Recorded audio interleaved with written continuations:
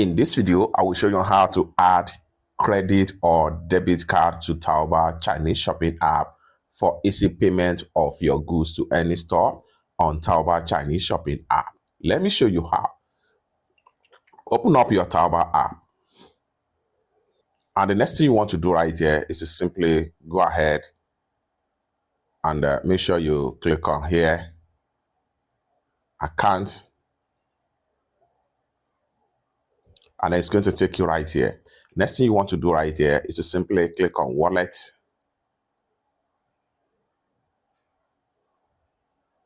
And it's going to take you right here. Next thing you want to do is to go ahead and click on payment method right here.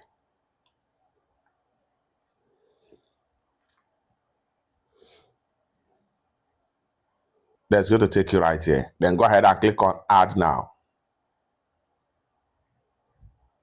Just like so. At this point here, enter your card number, name on the card, expire date, CVV, and lastly, go ahead and click on buy now, and you are done.